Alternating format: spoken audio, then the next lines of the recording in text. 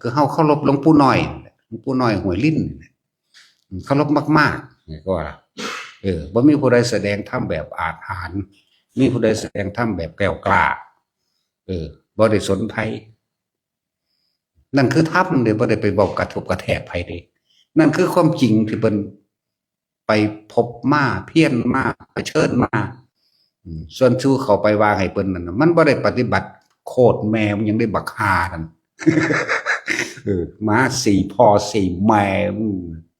เบิ่งแล้วเบิ่งเฟซมันสิว่าหลุดพ้นมึงหลุดพ้นจากสวรรค์นิพพานมึงบ่จักบ่ มึงจะไปหาแต่ต้องอย่าเล่นกับไฟจักบ่ล่ะไฟชัดๆเด้ถ้าเรื่องนี้ไฟเด้ห่อห่มเพิ่นอยู่สู้ไปแตะสู้กับฮ้อนสู้เองได้สิบอกให้นี่แหละยิ่งมีใจที่บริสุทธิ์อยู่ในหันสแหมบัดนี้อย่าขับรถชนภูเขา มันหลายบักอยู่ดอกอันว่าโอ้ยมึงสิปฏิบัติแม่มึงหยังลูกเขาอีห่านี่ลูกเขาอีสันดานปึก พ่อแม่มึงบ่สอนเนาะ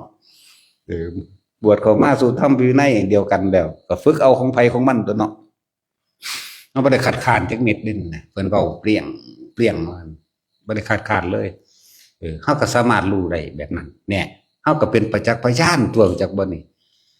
เป็นประจักษ์พยานให้เพิ่นสมควรที่สิยกย่องสรรเสริญบุคคลผู้ควรข่มก็ต้องข่มตัว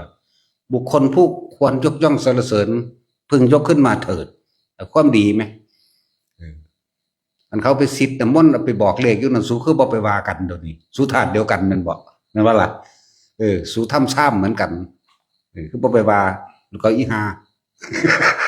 แต่กูด่าเด้โคตรพ่อโคตรแม่มึงนี่โคตรปู่โคตรย่ามึงพร้อมโคตรตากับยายมึงนำโอ้ยสันดานปึก มาสิแม่มึงเนาะมึงหาซึมซาบเอาแต่แนวเร็วๆมึงก็หลุดแน่นอนแล้วนะมึงไปหาแตะไฟหรอกมึงอยากบ่ล่ะแล้วซ้ำเพิ่นมีชีวิตอยู่ไปหาขอเข้ามาเพิ่นได้ไปจ้าว่าล่ะบักใดอีใดก็สร้างอีแม่มึง ต้องตื่มต้องเสริม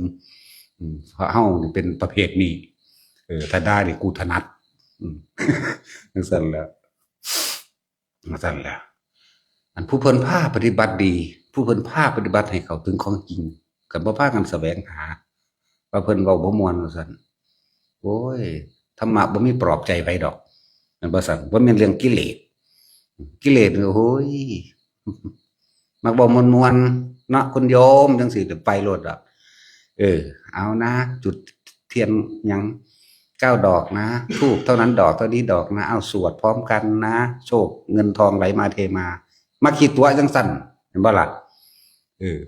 กูได้ตัวไผเด้เนาะ เปี้ยงเปี้ยงเปี้ยงบ่ล่ะเด้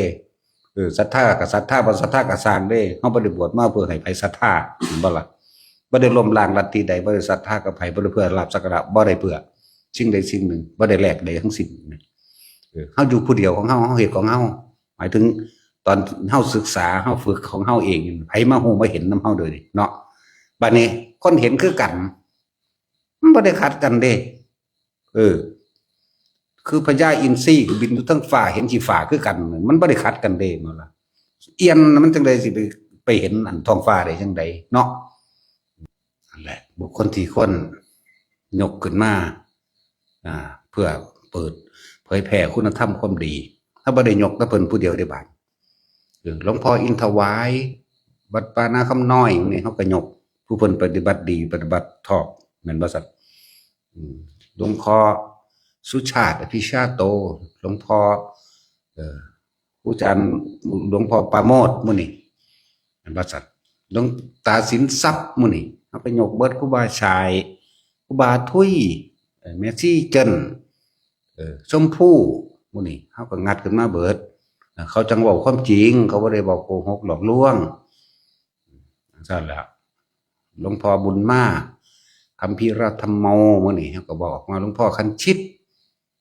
หลวงพ่อเยือนมื้อนี้เห็นบ่มันก็ยกขึ้นมาตัวบุคคลผู้ควรยกก็ต้องยกคนที่ควรข่มเฮาก็ข่มบ่ข่มซื่อๆได้ถือปากพร้อมดาวพ่อโคตรพ่อโคตรแม่ของพร้อมโคตรปู่ย่าตายายมันน เนาะบ่สุดจักสอนลูก คือว่าแล้วว่า คนสิเลวบ่ได้เลวที่ชาติตระกูลดอกอืมเลวด้วยตัวสันดานมันเองนั่นน่ะสันดานหมาเนาะก็จังซั่นเลยหมามีหน้าที่เห่าเด้มันบ่รู้จักได้ว่าอะไรดีอะไรชั่วเนาะ